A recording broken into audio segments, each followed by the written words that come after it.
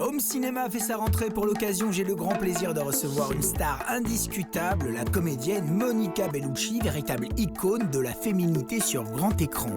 Dans Home Cinéma, elle évoque ses débuts devant la caméra, sa carrière incroyable aux côtés de réalisateurs de légende comme Francis Ford Coppola, Mel Gibson, Emir Kusturica ou encore David Lynch. Elle revient sur l'expérience radicale irréversible qui avait secoué le Festival de Cannes en 2002 et qui ressort aujourd'hui dans un montage à l'endroit.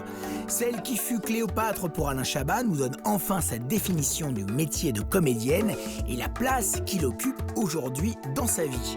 Il est rare que Monica Bellucci accepte de se livrer aussi longuement devant les caméras, ce qui fait de cette rencontre un moment plutôt exceptionnel.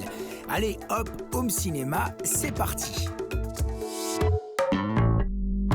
Bonjour chère Monica, enchanté de vous recevoir. Alors on n'est pas dans l'endroit habituel, nous sommes à Ostende parce que vous présentez votre nouveau film, Spider in the Web. Avram, we have a code registration.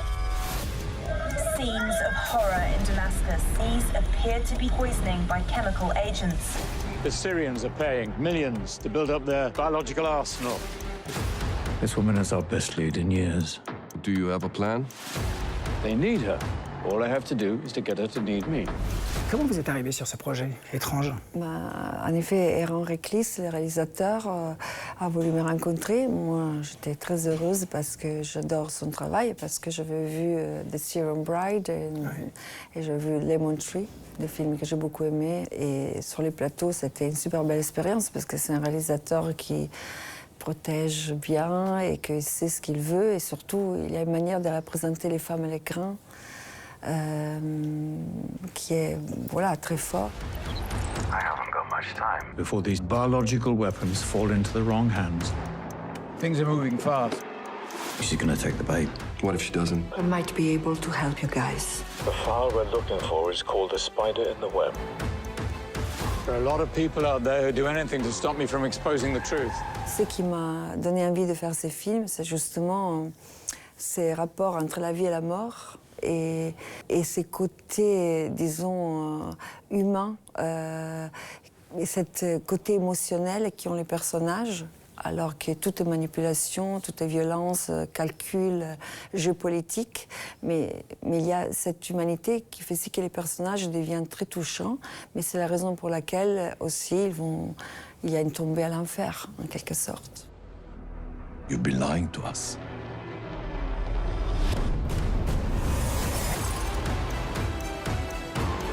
You cannot stay here. I'm the one who pushed you. Lied to you. I'm done.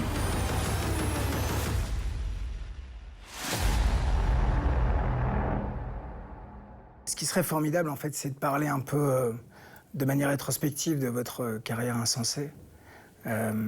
Vous êtes vraiment une icône, vous traversez le temps comme peu d'artistes. On a toujours l'impression que vous êtes absolument moderne. Comment vous faites, Monica? Parce que c'est quand même un trajet incroyable, hein, depuis vos tout débuts dans le mannequinat. Mais moi, je crois que c'est une question d'envie. Vous croyez vraiment? Oui. Ouais. Moi, je pense que c'est qu'une question d'envie et d'instant, de faire les choses avec enthousiasme. Ça veut dire que moi, quand je dis oui à un réalisateur, c'est parce que j'ai confiance en lui et en elle. Et voilà, du coup, je cherche des défis. Et du coup, la chance, parce que je parle beaucoup des chances, en effet, m'a donné la possibilité de travailler avec des réalisateurs qui m'ont mis dans des situations qui étaient très excitantes. Parce que voilà, aujourd'hui, je suis ici à Ostende avec un film où je parle en anglais, avec Ben Kingsley. Hier, ça fait 2 jours, j'étais à Venise dans Irréversible Straight Cut et j'ai tourné en français. Je fais un film avec Kusturica On the Milky Road, où tous les films sont en serbe. Et du coup, c'est les changements de langue, mais c'est aussi la possibilité de toucher des univers différents, des cultures différentes. Du coup, ça devient une expérience aussi humaine. C'est pas seulement une expérience professionnelle.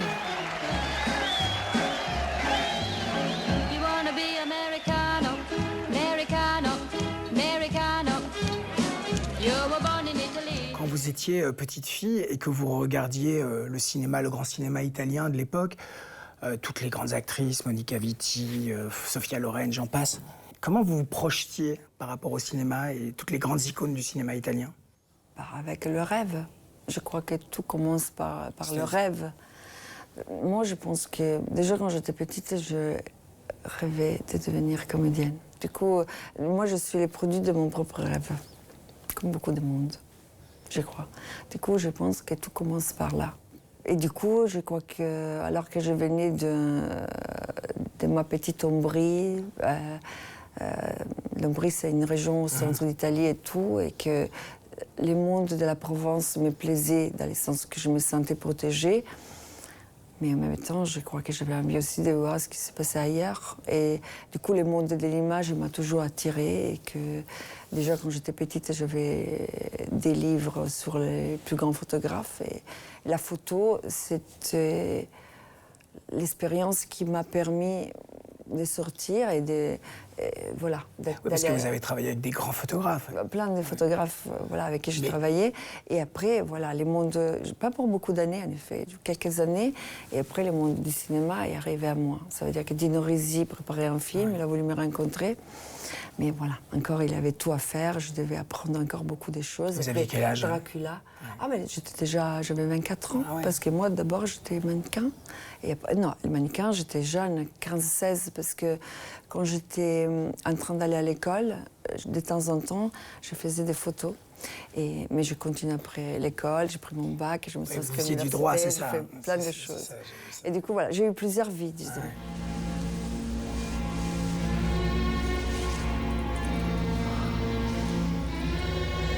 En fait, moi, j'aimerais vous parler de ce film que, personnellement, j'adore, ce qui est Dracula de Coppola, qui est pour moi un de ses plus grands films, hein, vraiment. Vous jouez, vous avez un petit rôle, mais c'est la première fois que vous explosez comme ça au cinéma. Et je me souviens, moi, avoir vu le film en salle et être très impressionné par votre présence. Une présence. Oui, c'est une présence, mais c'est une présence qui est intéressante. Enfin, il y a une scène qui est quand même assez incroyable, là. Oui, mais parce que moi, comme vous dites, le cinéma, c'est la parole à travers l'image. Et au cinéma, il y a cette magie qui se fait, où d'un coup, l'image peut raconter des choses où la parole n'arrive pas. Parce que c'est plus grand que la parole. L'image a cette possibilité d'exprimer quelque chose où la parole devient limitée. Et un regard, des fois, ou un mouvement du corps peut tout exprimer. C'est pour ça que les acteurs, c'est des êtres aussi fragiles, parce qu'ils expriment tout à travers cet objet qui est leur propre personne, leur propre corps.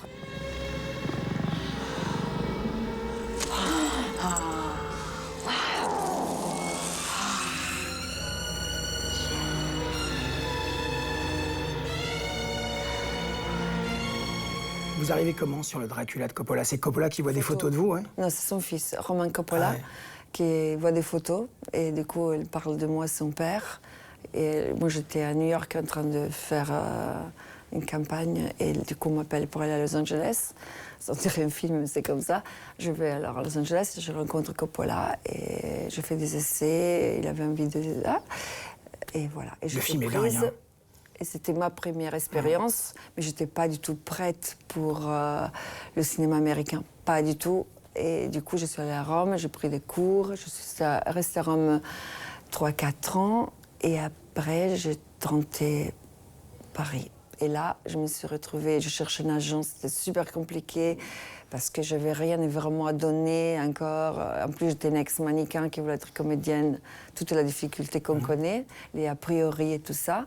Et après, j'ai eu la chance de tomber sur une casting qui m'a présenté un agent.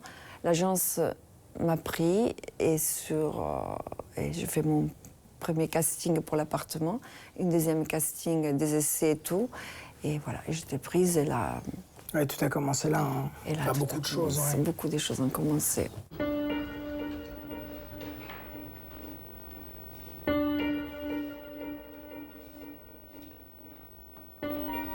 Vous êtes une jeune actrice, vous faites une rencontre importante forcément avec Vincent Cassel, avec qui vous avez travaillé de nombreuses fois après.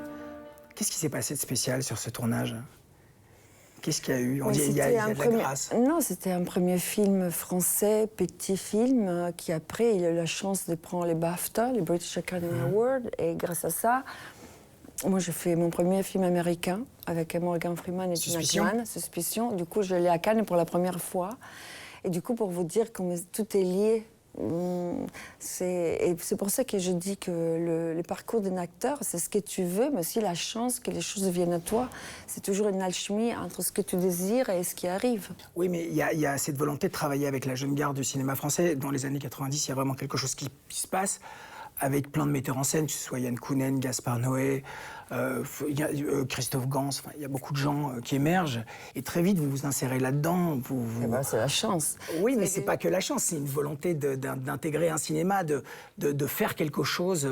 Mais c'est une recherche. Ça veut dire que je suis arrivée en France dans un moment où il y avait un cinéma de rupture. Comme vous dites, voilà, c'était l'époque des loups, c'était Doberman, c'était voilà, des films très particuliers et c'était un cinéma révolutionnaire un peu, non?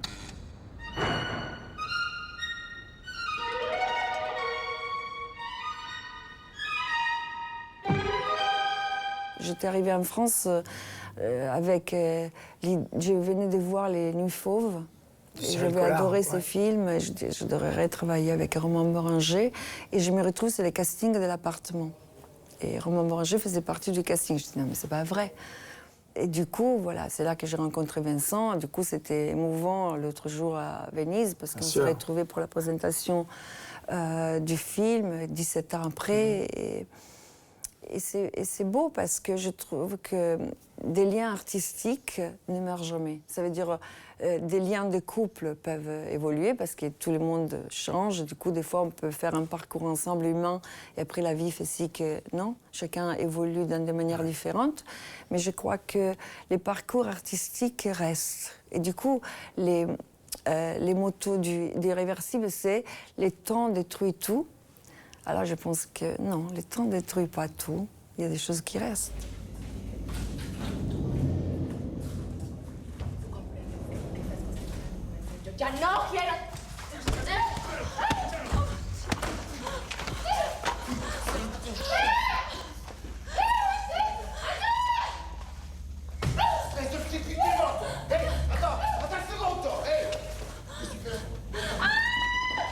Vous, la particularité en plus, c'est que vous êtes une actrice très physique.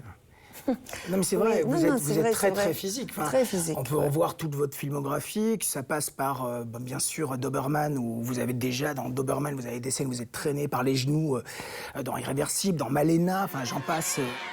Mais surtout, c'est aussi des femmes qui représentent toujours des femmes qui vivent dans un monde d'hommes.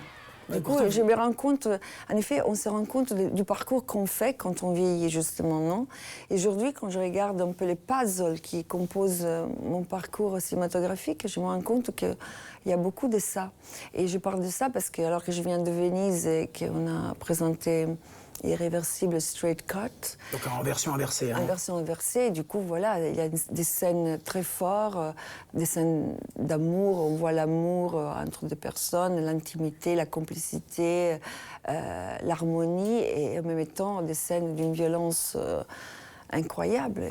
Et je me rends compte, voilà, que même dans Malena, il y avait ça, même dans La Passion de Christ, il y avait ça. Voilà, du coup, ça veut dire que beaucoup de fois, je me suis retrouvée dans des films qui étaient fort, violent, avec des femmes en difficulté. Et quand je dis à Gaspard Noé, par exemple, pourquoi tu m'as choisi pour ce film? Il me dit parce que j'avais envie de montrer comme des fois les hommes ont envie de détruire la beauté. Attends. Laissez-moi. Pauline, attends.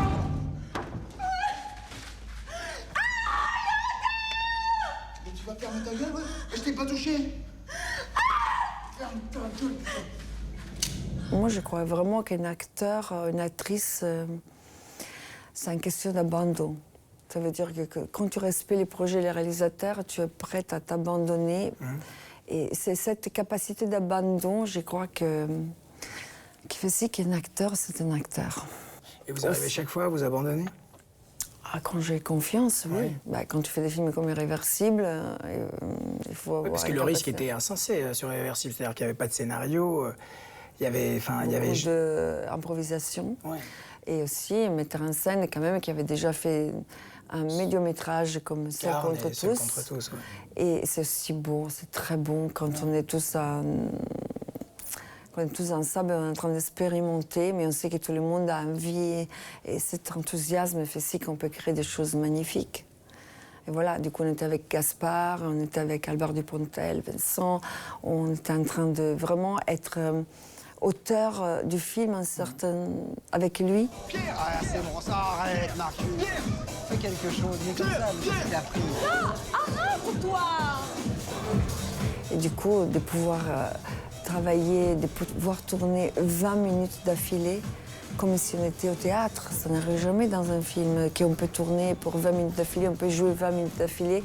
C'est comme, alors qu'il y avait des plans séquences, j'ai jamais pu faire un film où je pouvais jouer pour 20 minutes d'affilée. C'est comme être au théâtre, c'est comme... c'était une expérience de cinéma unique.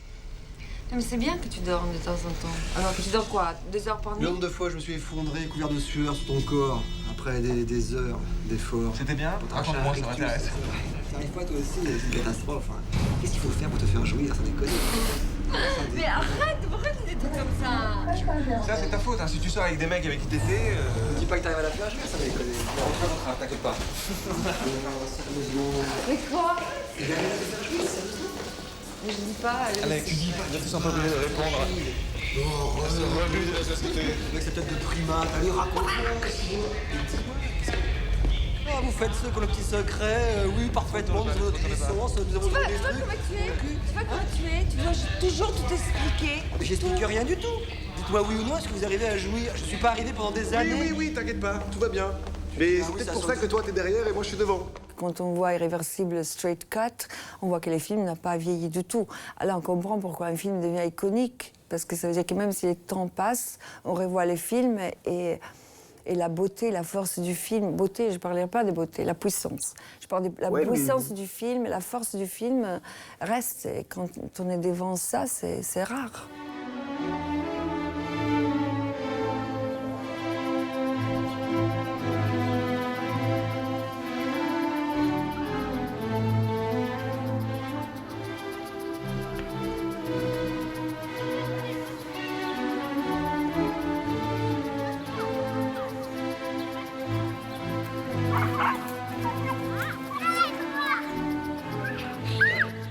Moi, j'aimerais parler, si vous voulez bien, de La Passion du Christ, de Mel Gibson.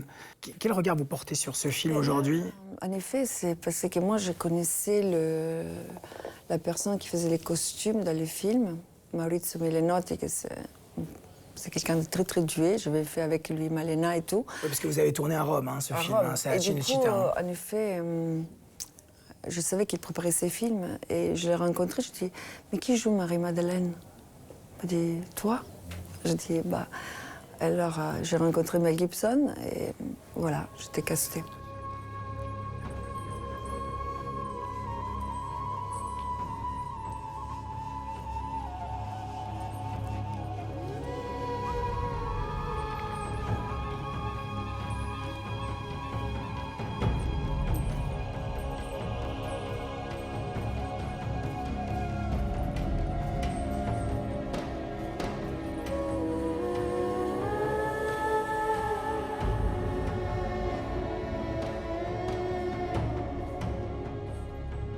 Vous avez toujours le don, l'extraordinaire don de choisir vos metteurs en scène.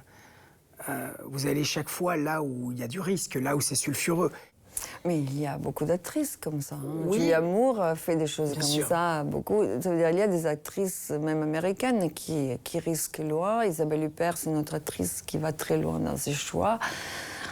Je crois que c'est intéressant parce qu'à la fin, c'est une recherche sur soi-même aussi, non? C'est quoi tes limites? Qu'est-ce que tu cherches? Pourquoi on va dans certaines directions? Et je crois qu'il y a une partie qui est très rationnelle, dans le sens que, bien sûr, quand tu travailles avec des metteurs en scène comme Sam Mendes ou comme Tornatore, Kusturica ou Wachowski et tout ça, c'est sûr que tu as envie de travailler avec des réalisateurs comme ça. Mais en même temps, c'est aussi une partie qui est complètement inconsciente. C'est-à-dire? Ça veut dire, justement, c'est la partie inconnue de nous, et je crois que c'est la partie la plus importante. Il y a toute une partie inconsciente en nous qui fait si qu'on va dans certains choix parce qu'on cherche quelque chose de nous-mêmes.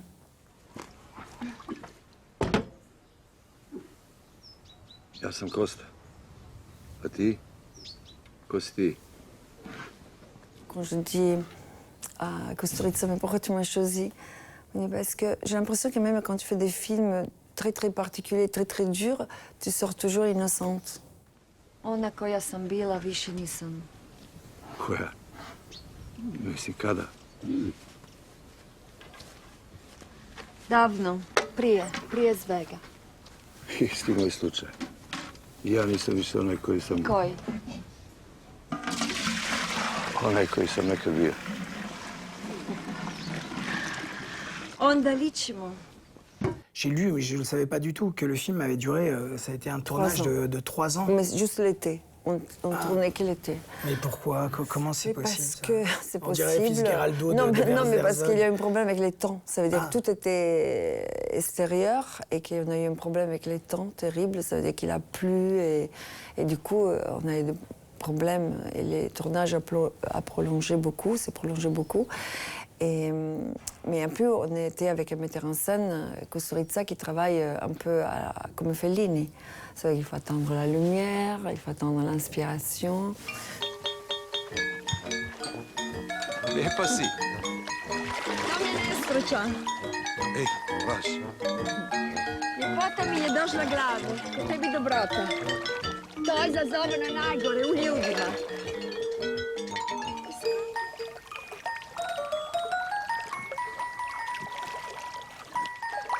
Moi, encore aujourd'hui, je fais ce métier avec les goûts d'apprendre et je sais que les moments où je vais perdre cette envie et les moments où, je pense toujours que les moments où l'enfant qui est en nous n'a plus cette peur et cet enthousiasme, c'est les moments où il faut arrêter. Et moi, je pense que pour le moment, j'ai encore ça. Et je protège ça comme un diamant précieux parce que je pense que ce qui rend les choses vivantes, justement, c'est l'enthousiasme et l'envie de découvrir et c'est de découvrir. Et quand ça, il n'y a plus, il faut changer de métier. Oui, mais ça peut être provoqué par des metteurs en scène. J'imagine que parfois, vous avez travaillé avec des metteurs en scène avec qui vous aviez envie de donner plus que certains. Non, mais c'est aussi la possibilité de pouvoir continuer ce métier. Parce que, comme on dit toujours, dans le passé, ça fait quelques années encore, ça fait 20 ans, 30 ans, 40 ans, 50 ans. Je veux dire, à 40 ans, on ne travaillait plus. Ça veut dire qu'il y avait oui, cette... Aujourd'hui, ça a tout changé. Ouais. Du coup, il y a certaines actrices qui continuent à travailler aujourd'hui. Voilà. Surtout dans le cinéma américain, d'ailleurs. Mais même européen. Ouais. Du coup, ça veut dire que aussi le monde est en train de changer, qu'il y a beaucoup plus de respect pour les actrices. Et du coup, on écrit des rôles qui restent toujours des rôles forts. Même quand, disons qu'il n'y a plus la... comment on dit? La jeunesse biologique, non? Et du coup... ça, c'est nouveau. C'est très nouveau pour le cinéma. Vous enchaînez les tournages, là, pour l'instant? Non. Vous ne tournez pas plus? J'ai l'impression que vous tournez plus. Moi, je tourne beaucoup. Je tourne pas mal pour une femme qui a des enfants. Parce que c'est vrai que j'ai des enfants 15, 9. Non, ils ne sont pas grands. C'est vrai qu'à mon âge, les femmes, ils ont des enfants qui ont 20, 25 ans. Et moi, j'ai des enfants encore que je dois grandir. Et du coup, c'est vrai que je tourne et après, je prends des bons moments off. Parce que, voilà, quand on est dans un tournage, c'est des moments de ta vie où tu es très engagé sur quelque chose. Et du coup, après, j'ai besoin de... Non, je fais des bons moments entre lumière et ombre. Il y a autre chose dont je voulais vous parler. Parce que là, franchement, c'est Twin Peaks, bien sûr. And last night, I had another Monica Bellucci dream. Comment il est venu, David Lynch, avec ça, vous voir? Il avait déjà cette idée-là ou pas? Parce que ça, c'est quand même l'idée géniale, quoi. En effet, David Lynch, je l'ai rencontré à Toronto, au Festival de Toronto. Ça fait beaucoup d'années, j'étais là, en train de présenter Les Packs des loups. Et lui, il était dans la table à côté, et il présentait un de ses films. Et du coup, je crois qu'il a voulu me rencontrer, on s'est présenté. Dans le cinéma, c'est magique, parce qu'on a travaillé ensemble, presque 20 ans après. Et du coup, il m'a appelé et il m'a dit « Je suis en train de faire Twin Peaks ». C'est vraiment un moment où j'aurais besoin vraiment... Je pensais à toi pour ce rôle et moi je dis « Bah oui, bien sûr ».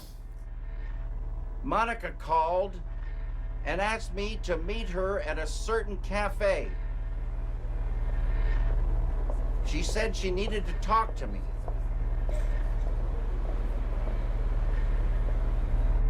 Monica was very pleasant. She had brought friends. We all had a coffee.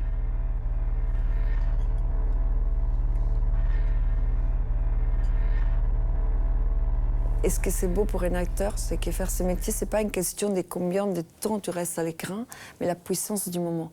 Du coup, c'était un moment où j'ai partagé le jeu avec David Lynch lui-même, parce qu'il joue avec moi.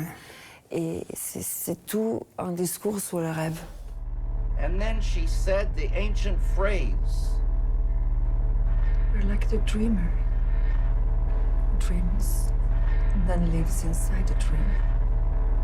We are like the dreamer who dreams and then lives inside the dream. Et c'est un moment qui est vraiment et voilà, et du coup, spectaculaire. c'est ça qui est bon. Ça veut dire qu'on peut rester 2 jours avec David Lynch et 3 ans avec Kusturica. C'est une question de pas combien de temps tu restes à l'écran, mais juste la puissance du rôle, tout simplement. C'est ça, je crois, être un acteur. Je vous remercie, Monica. C'était trop court. C'était trop, c'est pour trop moi, court. pour moi. C'est combien de temps? On a parlé pour combien?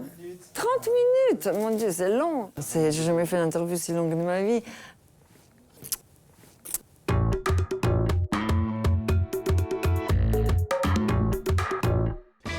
Pour la 34e édition du FIF, les passionnés du cinéma sont conviés à partager le cinéma en vrai, en grand, par le biais d'une programmation variée de courts et longs métrages francophones.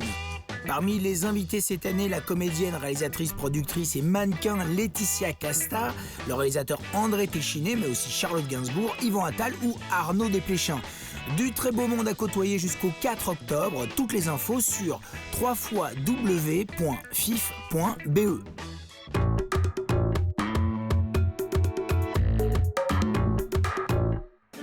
Mardi 8 octobre, le Film Festival de Gand fait son ouverture avec Les Misérables, prix du jury au dernier festival de Cannes, et se clôture le samedi 19 avec Mustang, porté par Mathias Konartz. Entre-temps se côtoie une compétition internationale, un focus sur le cinéma espagnol et de nombreux événements autour de la musique de film, la spécialité du festival.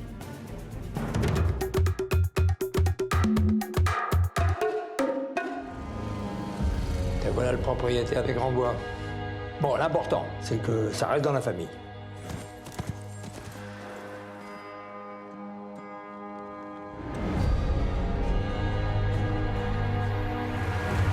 Ah, vas-y, là, c'est bon, là. Arrête tes conneries.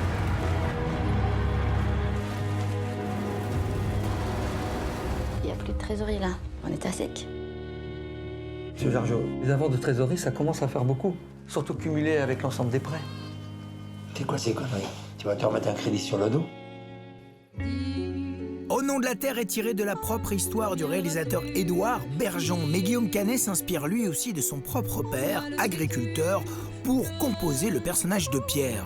Aux côtés du comédien, on retrouve Verle Battens dans cette saga familiale qui porte un point de vue humain sur l'évolution du monde agricole de ces 40 dernières années. Un film coproduit par BTV.